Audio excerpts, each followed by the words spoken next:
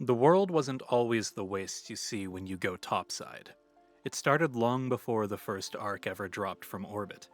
The humanity that built the monolithic spaceport was building to escape an apocalypse likely of their own making, the ecological collapse. Rocked by floods, earthquakes, and wildfires, humanity began working on a great exodus, an exodus that would lead them out into the stars.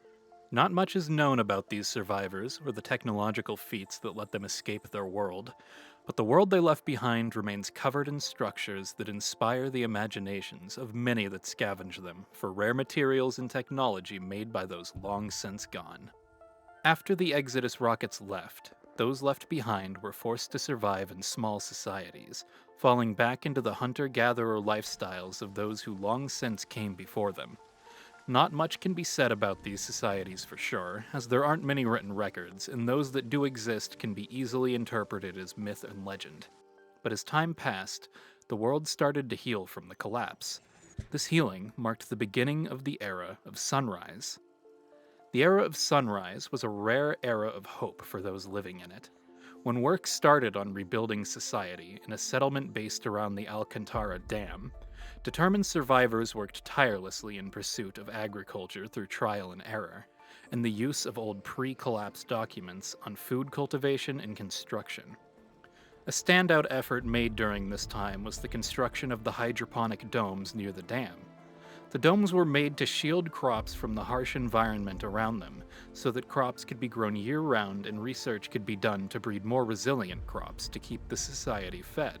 The era of sunrise, this brief period of hope, however, did not last long. Just as humanity gained a foothold in their environment, a new threat, the Ark, rained from the sky, beginning a period known as the First Wave.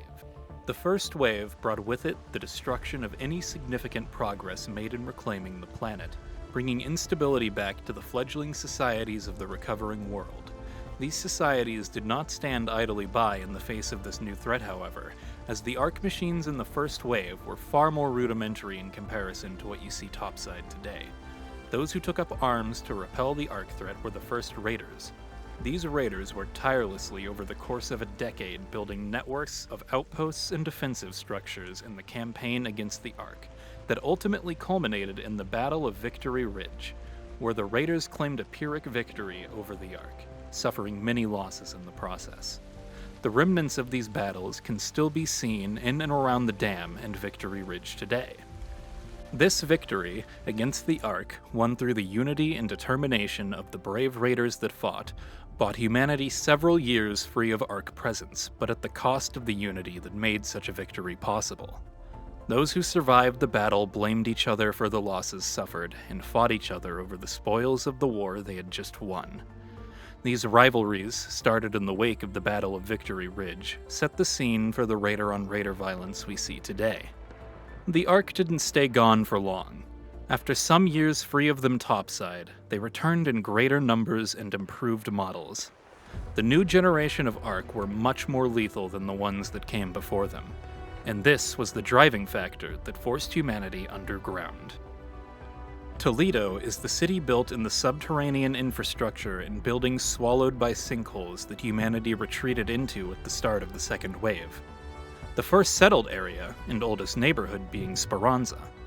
Over time, as more and more of the survivors in the Rust Belt retreated underground, the city began to expand into the patchwork of secluded neighborhoods we know today. These neighborhoods are known as contradas, and while some infrastructure is shared between them, such as the tunnel networks raiders use to get to and from the surface, they are largely completely separated by distance and collapsed tunnels, further dividing what's left of humanity into their own societies and increasing the prevalence of the gangs and rivalries formed in the wake of the Battle of Victory Ridge. Today, these societies are overpopulated and always short of supplies. Raiders take topside using the tunnel systems and cargo elevators made pre-ecological collapse. These raiders, having fallen into gangs, fight each other for what little is left to salvage in the old ruins to keep themselves and their contradas fed and supplied with the things they need. Though recently, efforts have been made to establish new outposts topside in the hopes of taking the fight back to the Ark once more, for the dream of a unified humanity living once again in peace. in the light of topside.